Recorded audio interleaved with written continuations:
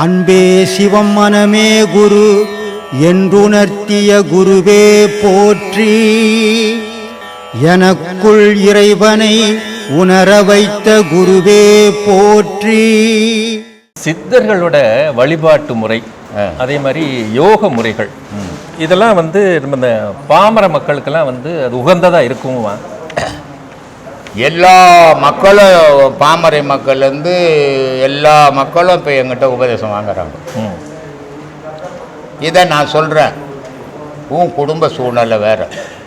இன்றைக்கெல்லாம் நீ போய் சம்பாதிச்சாதான் 10 ரூபா சம்பாதிச்சுன்னு வந்தால் தான் உன் குடும்பத்தை காப்பாற்ற முடியும்.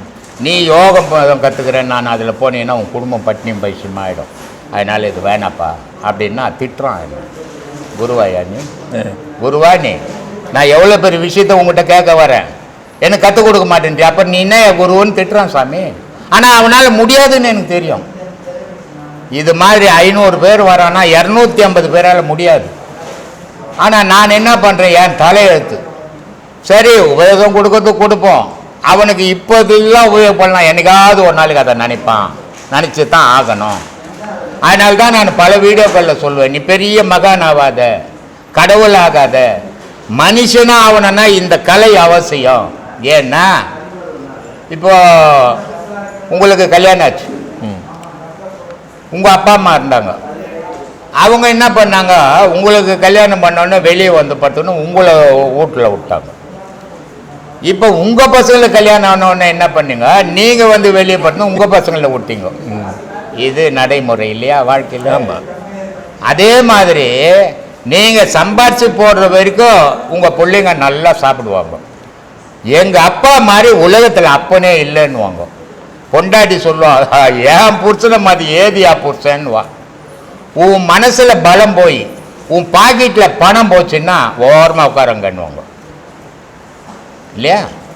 அப்போது நீ சம்பாதிக்கிற காலத்தில் எப்படியோ சம்பாதிச்சு போட்டேன், எங்கெங்கேயோ கடன் வாங்கி போட்டேன், உன் சொத்து பத்தெல்லாம் விற்று உன் பிள்ளைங்களை காப்பாற்றிட்டேன். ஏன்? அதுங்க நல்லா வளர்ந்துச்சுன்னா நாளைக்கு நமக்கு சப்போர்ட்டு, நாளைக்கு நம்ம தள்ளாடும் போது அதுங்க நமக்கு ஒரு ஆதரவு இருக்கும். அப்படின்லாம் விற்று எல்லாத்தையும் காப்பாற்றிட்டேன். ஆனால் இப்போ சொல்லிச்சு புள்ள போயா என் பொண்டாட்டிக்கிறான் நாங்கிற போயான்றான். இப்போ உங்கள் நிலை என்ன? இறைவா, இப்போ என் கதி என்ன? சம்பாதிக்கவும் முடியாது, என் பாக்கெட்லையும் பணம் இல்லை, எல்லாத்தையும் அழிச்சிட்டேன், மனத்திலையும் பலம் இல்லை. இப்போ என்னை யார் காப்பாற்றுதுன்ற தள்ளாட்டம் ஒவ்வொரு மனிதனுக்கும் வரும், வந்தே தீரும். இதுதான் உலகம். ஆனால் இந்த தள்ளாட்டம் வரக்கூடாதுன்னா இந்த கலை அவசியம். இதை பிடிச்சிக்கு நின்னாதே போட காப்பாற்ற மாட்டல, போட கடவுளுக்கு நான் என்ன காப்பாற்ற. ஏன்னா கடவுளை நீ ஊற வச்சுக்கணும், உன் மனசில் நினைவில்லை. இதுக்கு முன்னே உன் நினைவில் அது இல்லை, அப்போ உனக்கு அந்த தள்ளாட்டம் வரதான் செய்யும். அதனால் இந்த கலை அவசியம். அதனால் செய்யுங்கன்னு நான் சொல்லிங்கிறேன் சாமி. செய்யறதும் செய்யாதான் அவங்கவுங்க விஷயம். நான் கொம்பேத்துன்னு போக முடியாது. விடா மனுஷன் எல்லாத்திலையும் இன்பத்தை அனுபவிக்கிறான், ஒரு விஷயத்துல இன்பம் இல்லை. உலகத்தில் இருக்கிற ஒவ்வொரு மனிதனும் ஒவ்வொரு விஷயத்துல இன்பத்தை அனுபவிக்கிறான். ஒருத்தனுக்கு கல்யாணம் ஆச்சுன்னா இன்பம், ஒருத்தனுக்கு ஊடு கட்டினா இன்பம், ஒருத்தனுக்கு திருடினா இன்பம், ஒருத்தனுக்கு தர்மம் பண்ணா இன்பம், ஒருத்தன் கொள்ளை அடிச்சா இன்பம். இப்படி அவனுடைய செயல், குடிச்சா இன்பம், சிகரெட்டு பிடிச்சா இன்பம். ஒவ்வொரு பொருள் மேல ஒவ்வொருத்தனுடைய மனம் தாவிடுது. அதை செய்யும் போதெல்லாம் அவன் இன்பத்தை அனுபவிக்கிறான். ஆனால் இதெல்லாம் இழந்துக்குன்னு வர்றது தான் முதுமை. அந்த முதுமையில் நீ எல்லாத்தையும் இழக்கணும், உன்னை தனித்து நிறுத்திக்கணும். அதான் ஞானம். அப்போ இப்போ கூட நம்மளை சிலர் கேட்குறாங்க, 98லே போன நீயே பேசியிருக்கிறிய அப்படின்னு. அதுவும் உண்மை, இதுவும் உண்மை தான். 98ல் பட்டினத்தார் போன மாதிரி எல்லாம் தூக்கி போட்டு தான் போனேன். எங்கே போனேன்? வடகரை சிவானந்தர் ஆசிரமத்துக்கு தான் போனேன். போனேன்னு அவர் என்னை சேர்த்துருந்தாருன்னா பரவாயில்ல, இந்த பிரச்சனையும் இங்கே இருந்திருக்காது, எல்லாம் ஒரு மாதிரியாக போயிருக்கோம். அவர் என்ன பண்ணிட்டாரு, சிவானந்த பரமஹம்சர், டேய் என் பேரை சொல்லுறதுக்கு இங்கே 1000 பேர் இருக்கிறாண்டா, உங்கள் அப்பன் பேரை சொல்கிறதுக்கு நீ போனாதான்டா முடியும்னு அங்கே தானே கற்றுக்கிட்டேன்.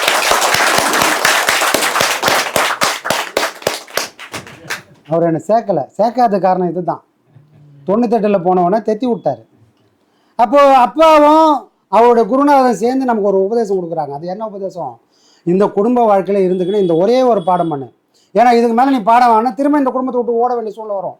அப்போ இது ஒன்று பண்ணிக்கின்னு இப்படியே காலத்தை தள்ளு, காலம் வரும்போது நீ பார்த்துக்கலாம் அப்படின்னு ஒரே ஒரு உபதேசத்தை எப்போ 98 கல்யாணத்துக்கெல்லாம் முன்னாடி கொடுத்துட்டு என்னை உட்கார வச்சிட்டாங்க. அதுக்கப்புறம் தான் கல்யாணம் ஆச்சு, குழந்தை பிறந்தது, எல்லாம் பண்ணிட்டு இருந்தோம். அதுக்கப்புறம் நெடுநாளைக்கு அப்புறம் பட்டினத்தார் ஞானம் அடைஞ்சதுக்கப்புறம் சிவானந்தர் ஆசிரமத்தை போய் உபதேசம் வாங்குற மாதிரி நாம் சில காலம் வாழ்ந்துட்டு அப்புறமா போய் உபதேசத்துக்கும் போனால் சில கூட்டங்கள் என்ன சொல்லுது, நீ இன்றைக்கி தானே உபதேசம் வாங்கின, இன்றைக்கி தான் உபதேசம் வாங்கினேன், என்னைக்கு நான் தயாராகினேன் அது தெரியுமா? உபதேசம் 4 வருஷம் தாண்டா உனக்கு தெரியும். அதுக்கு விதை போட்டது 98, விதைச்சது அப்பன். இப்போ அதெல்லாம் உதாரணம் காட்டுறாரு. யார்? ஒரே ஒரு கேள்விக்கு பட்டினத்தார் இவ்வளோ கதையை சொல்கிறாரு ஒரு கேள்விக்கு. அப்போது பட்டினத்தார்னா இங்கே இருக்கிறாரா? இல்லை. அவர் கூட பேசுகிற பக்குவம் வந்தால் அவர் உனக்குள்ளே வந்து பேசுவார்.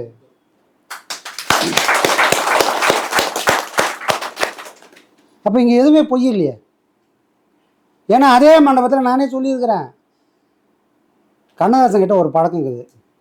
அவரை ஏன் எல்லாருக்கும் பிடிக்கும் அப்படின்னு சொன்னால், தன்னோட வாழ்க்கையை பட்டவர்த்தனமாக சொன்னார். நான் எத்தனை பொண்டாட்டி கட்டியிருக்கிறேன், எத்தனை பிள்ளைங்க எனக்கு அப்படின்னு யாரோ கண்டுபிடிச்சி அவர் வாழ்க்கையில் சொல்ல, அவரே சொல்லுவார், எனக்கு இத்தனை பொண்டாட்டிக்குது, இத்தனை பிள்ளைங்க இருக்குதுன்னு சொல்கிற மாதிரி நாமளும் வெளிப்படையாக தான் சொல்லியிருக்கிறோம். அப்பா ஊருக்கெல்லாம் உபதேசம் கொடுக்குறாரு, பிள்ளைங்க வாங்கலை, அதுக்காக அவர் கவலையும் படலை. ஆனால் நெடுநாளைக்கு அப்புறம் நாங்களாக கேட்டதுக்கு அப்புறம் தான் அவர் உபதேசமாக கொடுத்தாரு. அதுவும் உண்மை தானே? அதே மண்டபத்தை நாங்களும் தான் சொல்லியிருக்கிறோம், ஏன்டா இப்போவாது உனக்கு அறிவு வந்து தான் அவர் கேட்டுக்கிறாரு, அதையும் அங்கே பதிவு பண்ணிக்கிறேன். இங்கே எனக்கு கௌரவ குறைச்சி நான் எதுவுமே எதிர்பார்க்கல, உள்ளதை உள்ளபடி சொல்லிக்க, இங்கே மறைக்கிறதுக்கு ஒன்றுமே இல்லை. சொன்ன விஷயத்த அது நீனவோ அதை கண்டுபிடிச்சி ஒரு வீடியோ எடுத்து போட்ட மாதிரி ஏன் போடுற? நம்மளே தான் பேசியிருக்கிறோம், இதை மறைக்கிறதுக்கு ஒன்றுமே இல்லையே. இது எல்லாமே உண்மை. ஆனால் காரணக்காரியம் தெரியுமா? எல்லா மகானோட வாழ்க்கையில் நடந்ததும் நம்ம வாழ்க்கையில் நடந்திருக்கு.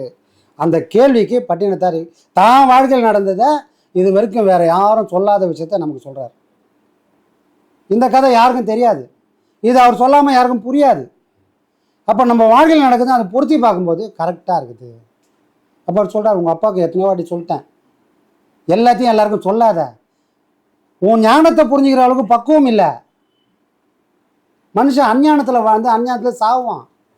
வாஞானம் பேசி செத்து போகிற உலகம் பார்த்து நீ ஞானத்தை பேசினா அதுலேயும் நாம் ஏதாவது பண்ண முடியுமா பார்க்குற உலகத்தில் பேசாதன்னு உங்கள் அப்பா கிட்ட சொன்னேன், உங்கள் அப்பா கேட்கல. நான் வந்ததே எல்லாரும் கரை சேர்க்கறதுக்காக தான். கெட்டு போகிற உலகம் கெட்டு போயினே இருக்கட்டும், காப்பாற்றுற கடமை எந்து அப்படின்னு அவர் வைராகத்தோடு இருந்தார். பட்டினத்தார் சொல்கிறார். இன்னைக்கு நம்ம நிலைமையும் அதுதான். கெட்டு போகிறவங்க கெட்டு போட்டோம், காப்பாற்றணும்னு வரவங்கள நாமளும் சேர்ந்து அவங்களையும் காப்பாற்றி ஒரு நல்ல இடத்த போய் சேருவோம். அப்போது தம்பி கேட்ட கேள்வினா, உபதேசக்கும் ஞானத்துக்கும் சம்பந்தம் உண்டா அப்படின்னா, உபதேசம் வாங்கிறதுக்கு கூட பட்டினத்தார் ஞானத்தை அடைஞ்சிட்டார். அந்த ஞானத்தை நெறிப்படுத்துறதுக்காக உபதேசங்கள் வேணும். ஒரு விதை விதைச்சாச்சு, அந்த விதை இப்போ முளைக்க ஆரம்பிச்சிச்சு, இந்த பயிரை காப்பாற்றணும். எந்த பயிரை? ஞானம் என்ற பயிரை காப்பாற்ற உபதேசம் என்ற வேலி வேணும். ஏன்னா இந்த ஞானம் கூட சில நேரம் அஞ்ஞானத்தை கொண்டு போய் சேர்த்துரும். எது சரி எது தப்பு தனக்கு எல்லாம் தெரியுன்றது கூட நம்மளை திரும்ப நரக கோயிலை தள்ளிடக்கூடாதுன்னா உபதேசன்ற வேலி வேணும். அது சிலருக்கு பாடம் வாங்கினதுக்கு அப்புறம் கிடைக்கும், ஒரு சிலருக்கு மட்டுமே கிடைச்சதுக்கு அப்புறம் பாடம் கிடைக்கும். இது எல்லாம் இந்த உலகத்தோட உண்மை. அதை புரிஞ்சுக்கிற அளவுக்கு நமக்கு பக்குவம் இல்லை. நம்ம காலண்டரில் நம்பர் பார்த்து உட்காந்துருந்தா விளங்குமா? விளங்காது. இதெல்லாம் தாண்டி ஒரு வாழ்க்கை இருக்குது, அது தவ வாழ்க்கை. அது இறைவனுக்கு மட்டும்தான் புரியும், மகான்களுக்கு மட்டும்தான் புரியும். சராசரி மனுஷனுக்கு இது புரியாது, புரிய வைக்க முடியாது. அப்போ சராசரி வாழ்க்கைன்றது வேற, ஞான வாழ்க்கைன்றது வேற. அப்போ ஞானத்துக்கும் பாடத்துக்கும் சம்பந்தமே கிடையாது. பாடம் வாங்கின எல்லாரும் ஞானத்தை அடைஞ்சிருவாங்கன்னா அதுக்கும் வாய்ப்பே கிடையாது. அப்போ பாடத்தை வாங்கினா தான் ஞானம் அடைய முடியுமானா அப்படிலாம் ஒன்றும் கிடையாது. ஞானம் எப்போ வேணுமானாலும் கிடைக்கும்.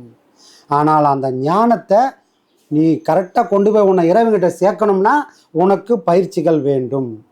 இல்லைன்னா இந்த வண்டியை பாதியிலே கூட நிற்கலாம், தடமாறலாம். அதெல்லாம் மாறாமல் உன்னை கண்டிப்பாக கொண்டு போய் இறைவன்கிட்ட சேர்க்கணும்னா பயிற்சிகள் கட்டாயம். இதை எல்லாரும் பண்ணிக்கிறாங்க. ரமணர் அவங்க அப்பா செத்த உடனே அவருக்கு ஒரு ஞானம் வந்துச்சு, உலகம் இதுண்டா, இது வரைக்கும் நான் அப்பா அப்பான்னு கூப்பிட்டுருந்தேன், இன்றைக்கி அப்பா அப்பான்னு கத்துறேன், ஏந்துக்கவே இல்லை.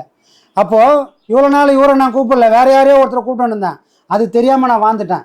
அப்போ எனக்குள்ள நான் அடையாளமாக நான் இல்லை, எனக்குள்ளே ஒருத்தன் இருக்கிறான், அவன் யாருன்னு கண்டுபிடிக்கணும். அதோட கேள்வி தான் நான் யார். யார் அவங்க அப்பாவுக்குள்ளே ஒருத்தர் இருந்தாருன்றதை அவர் புரிஞ்ச உடனே அப்போ எனக்குள்ளே ஒருத்தன் இருக்கிறான், நான் யாருன்ற கேள்வியை கேட்கணும் அப்படின்னு எல்லாரையும் தோணுனது காரணம் அவங்க அப்பா செத்த உடனே ரமணருக்கு ஞானம் வந்துச்சு. ஞானம் வந்தோன்னு சும்மா போலியே, தவம் பண்ணுறாரு, அதுதான் அவரோட பயிற்சி. அந்த ஞானத்தை செதற விடாமல் இருக்கணும்னா தவம் கண்டிப்பாக வேணும். அதுக்கு குரு மூலியமாக வழி எடுத்துக்கலாம், இல்லை தனக்கு தெரிஞ்சதுன்னா தானேவும் பண்ணிக்கலாம். புரியுதுங்களா? இந்த கேள்விக்கு தான் பதில். சரிங்க சார்.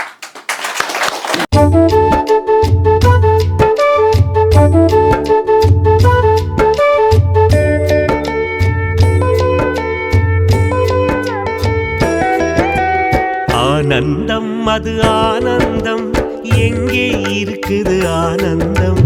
ஆனந்தம் அது ஆனந்தம், எங்கே இருக்குது ஆனந்தம்? அங்கே இங்கே தேடிட வேண்டாம், நம்முடன் இருக்குது ஆனந்தம்.